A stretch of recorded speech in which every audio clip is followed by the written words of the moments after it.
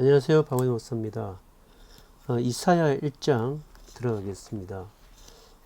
우리가 시편만큼 이사야는 좀 긴 성경이고 또 우리가 읽기에 굉장히 어려운 성경입니다.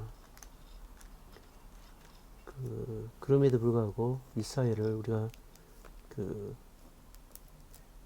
함께 읽겠습니다. 읽고 해석하겠습니다.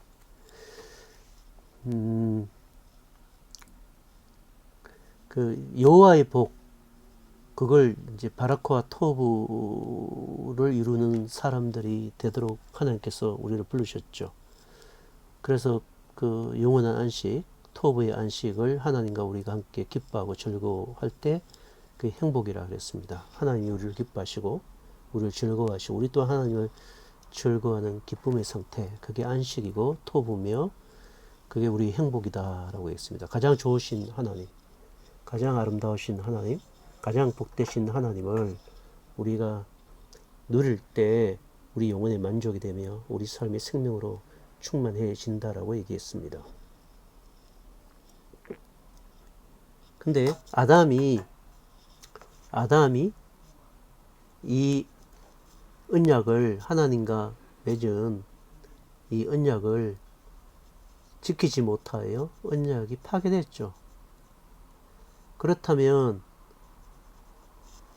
하나님의 이 창조의 목적을, 토부와 바라크를 어떻게 이루어져요? 이 땅 위에 하늘의 뜻이 땅에서 이루어져야 되고 그의 나라가 이 땅에 임해야 되잖아요. 이거 어떻게 돼야 되죠? 근데 이제 우리가 아는 게 영원전 언약이 있다 그랬죠. 영원전 천지 창조를 하기 전에도 있었던 영원한 언약, 삼위 하나님께서 서로 사랑하시고 서로 영광을 주신 언약을, 서로가 언약을 맺으셨는데, 언약을 갖고 계신데 언약 자체이시죠. 사실은 언약을 맺으셨기 때문에 이 언약은 파괴되지 않는 영원한 언약이죠. 그러니까 이 영원한 언약을 사람에게 주어야 돼요. 사실은. 그러니까 아담과 언약을 맺을 때 하나님이 영원한 언약을 갖고 아담과 언약을 맺으셨다라는 거예요. 그러니까 영원한 언약의 효력이 발휘되는 거예요. 천지창조에. 아담과의 언약 속에도 영원한 언약의 효력이 발현돼요. 이게 웨스트민스터 신앙 고백에 나와요. 사실은 이걸 은혜의 언약, 영원한 언약이라고 얘기합니다. 창세전 언약이라고 얘기하죠. 이게 효력이 이렇게 발휘된다 그랬죠. 이게. 근데 이제 아담의 후손이죠. 그 후손들을 통하여 이 하나님의 구원의 활동을 통하여 창조의 목적을 이루어야 되는데, 이들도 뭐예요? 죄인이라고 해요. 죄인이고 죄의 오염이 되어 있어요. 그럼에도 불구하고 이들을 통하여 끊임없이 이 죄를 이기는 하나님의 영원한 생명 되신 일들, 하나님 나라가 이루어지는 것은 영원한 언약의 효력이 발휘되기 때문이다. 영원한 효력이 미치는 거예요. 미치는 거. 미쳐요. 그리고 이제 이사야를 인용하려면 이제 누가 나와요? 다윗이 나와요. 다윗이 나오는데, 다윗과도 하나님께서 언약을 사무엘하 7장에 맺어요. 다윗 언약이라 그러는데, 너희 후손에게 내가 영원한 나라를 주고 너희 후손은 나를 위해 성전을 지을 것이다 라는 게 사무엘하 7장에 나오는 다윗 언약인데, 그러면 다윗 언약을 맺기 전에 다윗은 어떤 힘으로 살았어요? 영원한 언약의 효력에 의해 다윗도 살았죠. 그러니까 다윗 태어나기도 전에 이 영원한 언약이 있었으니까 다윗의 삶 자체가 영원한 언약의 효력 속에 다윗이 살아가는 거예요. 다윗이 죄의 오염으로 인하여 잘못된 선택을 해서 그 죄의 심판을 받긴 해요. 그렇지만 그 죄의 심판을 극복하는 힘은 영원한 언약의 효력 속에서 이루어져요. 사실은. 그런데 그 영원한 언약의 효력과 누가 일치돼야 돼요? 다윗의 후손이 일치되어야 여호와의 복이 성취되는데, 그분은 누구시다? 우리는 알죠. 예수 그리스도다. 우리는 다 안단 말이죠. 예수 그리스도다라는 것이에요. 그죠? 응? 그런데 다윗의 후손들이 만드는 나라 후손들이 만드는 왕들은 어때요? 이 영원한 언약의 효력에서 벗어난 삶을 살아요. 벗어난 삶을 살기 때문에 이들은 이 약속의 땅을 만들 수가 없죠. 그들의 죄 때문에. 약속의 땅을 만들 수 없는 거예요. 그러니까 뭘 받아야 돼요? 심판을 받아야 된다라는 거예요. 그 심판을 받는 가운데 질문을 하는 거죠. 질문을 하는 거예요. 질문을. 몇 가지 질문을 하는데 가장 중요한 질문이 있어요. 요걸 좀 설명해 볼게요. 들어보세요. 지우고요. 다시 한번 하겠습니다. 그러니까 이사야 시대 때 이사야가 가졌던 또 누구가 이스라엘 백성이 가졌던 질문이 있단 말이죠. 몇 가지 질문을 한번 생각해 볼게요. 다 할 수는 없고 몇 가지 질문. 첫째는 이스라엘 백성들은 어떤 생각을 가졌냐면 성전을 가진 나라는 망하지 않는다. 이게 시온주의라 그래요. 시온주의. 이게 시온주의예요. 망하지 않는다라는 거예요. 성전을 가졌기에 우리는 망하지 않는다. 왜 성전을 가지면 망하지? 성전 안에 누가 가시죠? 하나님은 하늘의 보좌에 계시지만 하늘의 발등상은 성전에 있단 말이죠. 하나님의 임재와 통치하심이 성전에 있기 때문에 하나님이 계신데 어떻게 망해요? 그러니까 성전을 가진 나라는 망하지 않는다라는 생각을 가졌어요. 이게 시온주의예요. 시온주의. 그 성전주의죠. 성전주의. 그런데 뭘 몰라요?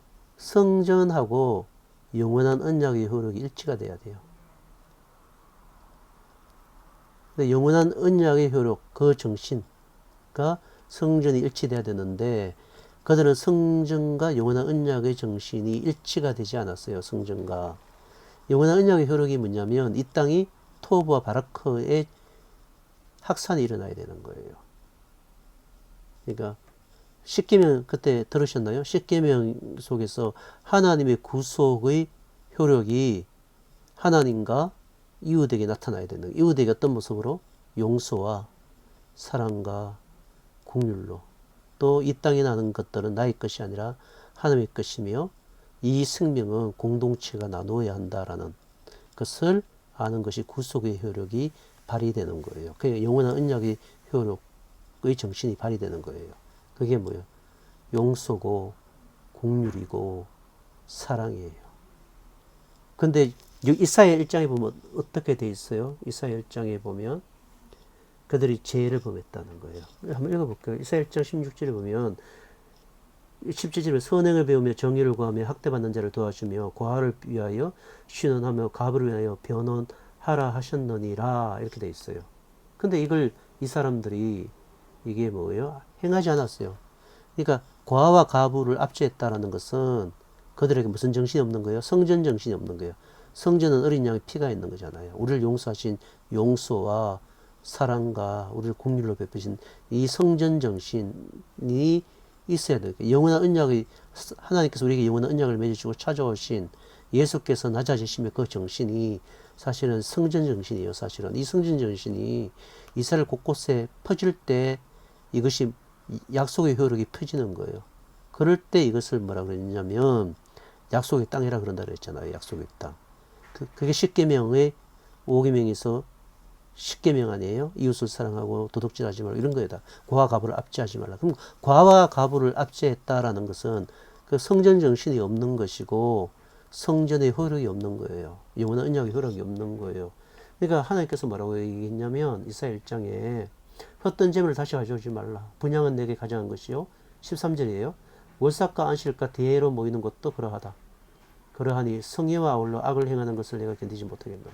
너희들 제사를 내가 안 받겠다는 거예요. 버거 지겹다는 거예요. 지겹다는 거예요. 너희들이 이렇게 모여서 예배드리는 거 내가 지겹다는 거예요. 너희들이 절기를 지키는 거 지겹다는 거예요. 왜요? 그거는 기독교가 아니고 그건 종교예요. 종교. 쉽게 얘기하면 뭐예요? 고아 가부를 압제하면서 얻은 11조를 드리는 거예요. 돈으로. 고아 가부에 대한 긍휼을 거두어 번 돈으로 하나님 앞에 제물을 드리는 거예요. 이거는 영원한 언약의 효력이 아니에요. 그리고 이건 성전 정신이 아니에요. 그런데 이 사람들은 어떤 생각을 가졌다고요? 성전을 가진 나라는 망하지 않는다라는 거예요. 성전을 가지면 복 받는다는 거예요. 이 성전은 예수께서 하나님께서 세우시고자 하는 성전이 아닌데도 불구하고 그들은 성전이라는 건물을 가졌기 때문에 하나님 우리를 떠나지도 않고 버리지도 않고 심판하지 않겠다라고 얘기를 하는 거예요. 그런데 이사야서에서 뭐라고 얘기했냐면 하나님 너희를 심판하시겠다는 거예요. 그리고 다윗의 후손인 그 왕들이 하나님의 영원한 언약의 효력, 그 구원의 구속의 그 효력을 갖고 통치하고, 그리고 그 국률과 그 사랑과 그 용서의 정신이 율법 속에 배어 통치되어지는 나라, 약속의 나라를 만들어야 되는데 왕이 탐욕에 빠져요. 왕이. 그러므로 이들을 통하여는 약속의 땅이 만들어질 수가 없고 하나님 나라가 이룰 수 없기 때문에 이들을 하나님께서 제거하는 거예요. 왜? 이거 죄니까. 이 성전도 뭐가요? 이것도 죄예요.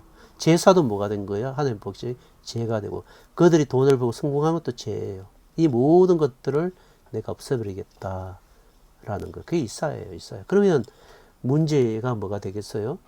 문제가, 자, 들어보세요. 문제가 뭐가 되냐면, 그러면 이스라엘 백성들은 충격이에요. 뭐 북이스라엘이야 성전 없으니까 망해도 되지. 근데 남유다에 있는 유대인들은 그러면 성전 없으면 우리는 망하지 않는다 이렇게 생각했는데 성전이 없어져 버리잖아요. 그러면 성전이 없어지면 문제가 어디 생기냐면, 하나님은 어떻게 통치하시냐? 다윗 왕조도 없고 다윗 왕도 없고 왕을 통해서 통치했는데 다윗 왕의 후손도 없고 성전도 없는데 하나님은 어떻게 통치하시냐라는 거예요. 근데 다니엘서 읽어보면 하나님 통치해요. 왜죠? 성전이 있죠. 땅의 성전은 사라졌으나 하늘의 성전은 살아있으며, 땅의 다윗 왕은 후손들은 물론 살아있지만 후손들은 없어졌으나 진정한 다윗의 후손이신 그분 예수 그리스도는 하늘에 살아계시죠. 그러므로 여전히 통치는 이루어지고 이 땅에 다윗의 후손을 통한 완전한 성전이 이루어질 것이다 라는 걸 바라보는 거예요.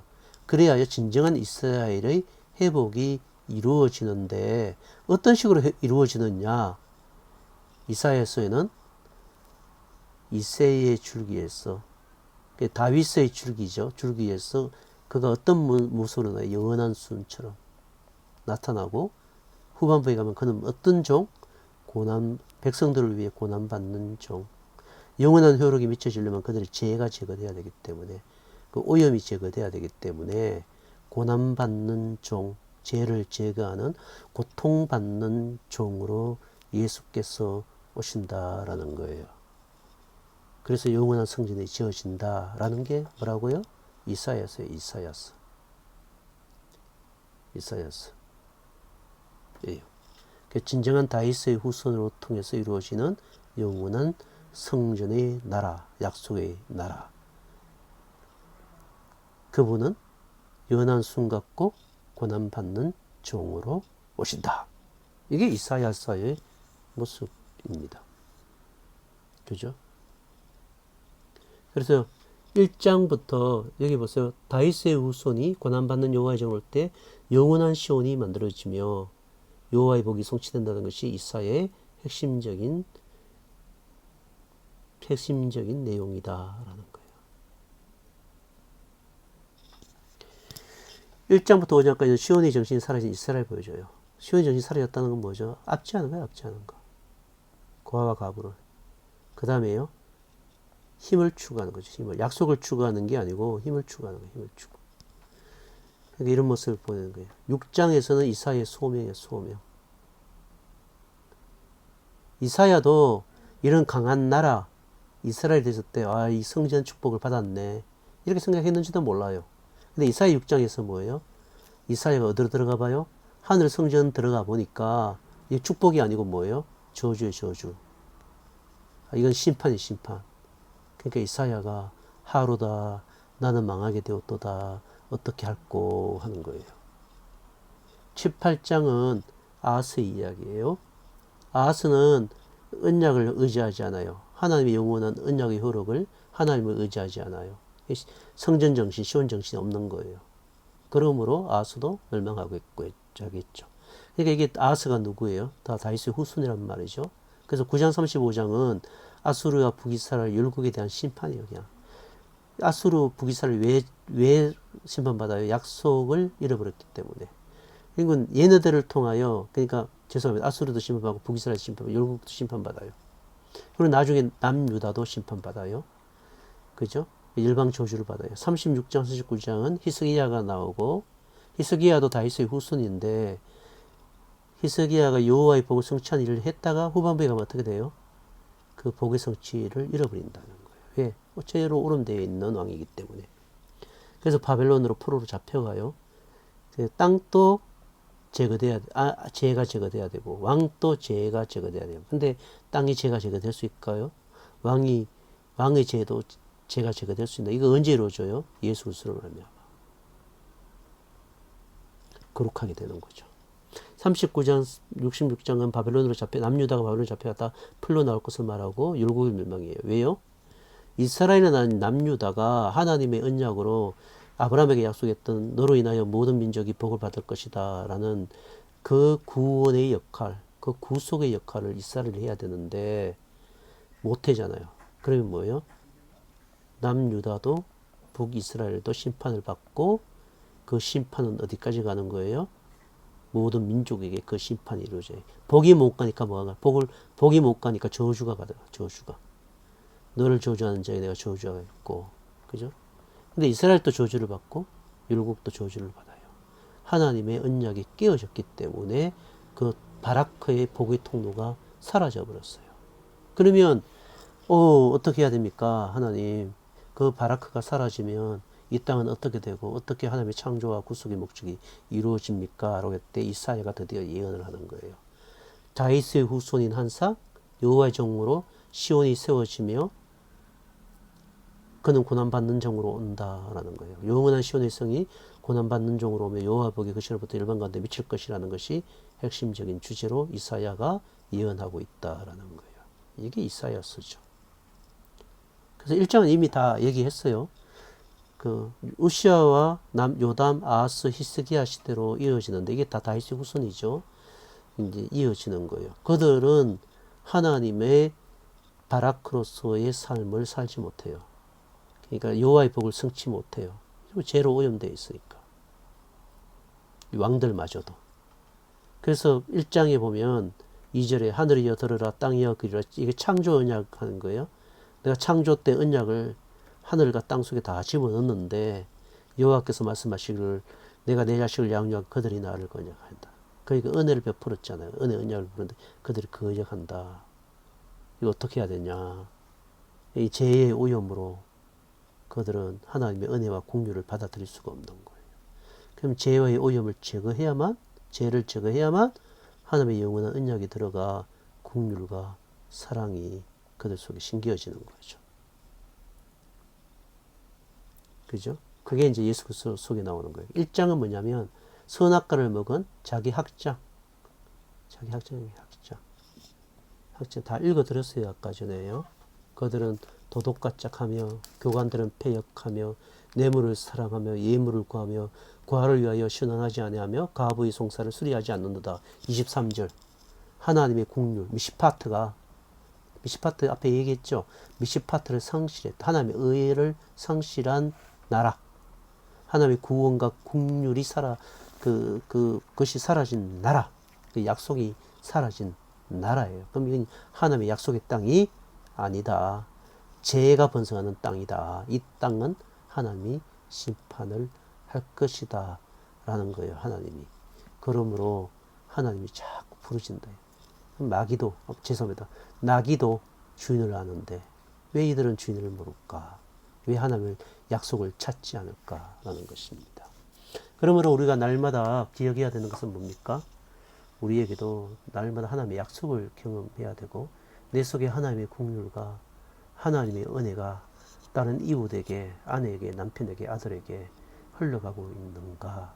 그리고 그 약속이 확장되고 있고 하나님의 말씀이 확장되고 있는가라는 것을 늘 기억하면서 여러분의 부의 확장이 약속의 확장보다 더 커지면 무섭고 두려움으로 여러분의 구원을 이루어야 합니다. 그럴 때 그것은 하나님이 안식하는 복이 됩니다. 그런 복을 받는 여러분이 되시기를 축원합니다. 오늘 하루도 평안한 삶을 또 하나님의 샬롬의 삶을 사시기를 축복합니다. 들어주셔서 감사합니다. 고맙습니다.